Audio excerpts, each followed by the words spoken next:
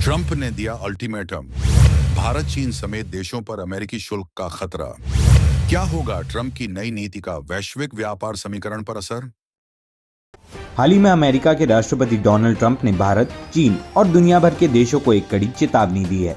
उन्होंने कहा कि अमेरिका जल्दी रेसिप्रोकल टैरिफ लगाएगा, जिसका मतलब है कि अगर कोई देश अमेरिकी उत्पादों पर शुल्क लगाएगा तो अमेरिका भी उस देश के उत्पादों पर वैसे ही शुल्क लगाएगा।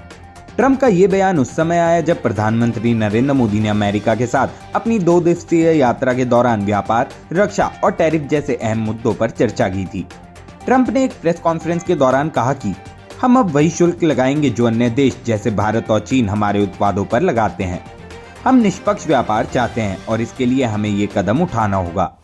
इन देशों ने हमेशा हमारे उत्पादों पर शुल्क लगाया है, अब हम उन पर वही शुल्क लगाएंगे।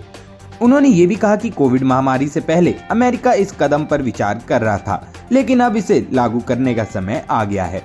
इस वक्तव्य का उद्देश्य स्पष्ट था। अमेरिका अपने व्यापारिक हितों को संरक्षण देने के लिए ठोस कदम उठाने को तैयार है। ट्रंप ने यह भी जोर दिया कि अमेरिका ने कभी भी इस तरह के कदम नहीं उठाए, लेकिन अब ये जरूरी हो गया है कि व्यापारिक रिश्ते में असमानता को खत्म किया जाए।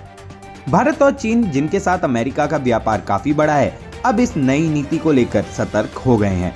अमेरिका बाजार में इन देशों के उत्पादों की भारी उपस्थिति है और ट्रंप का ये कदम उन्हें व्यापारिक दबाव में ला सकता है। साथ ही ये पूरी दुनिया के व्यापारिक रिश्तों को भी प्रभावित कर सकता है, क्योंकि अमेरिकी बाजार में असरदार कंपनियां और उत्पाद दुनिया भर से आते हैं। इन बयानों ने एक बार फिर से वैश्विक व्यापार नीति को लेकर चर्चाएं तेज कर दी हैं। क्या ये नीति सचमुच लागू होगी? क्या अमेरिका अपनी इस नई रणनीति से वैश्विक व्यापार समीकरण को बदल पाएगा?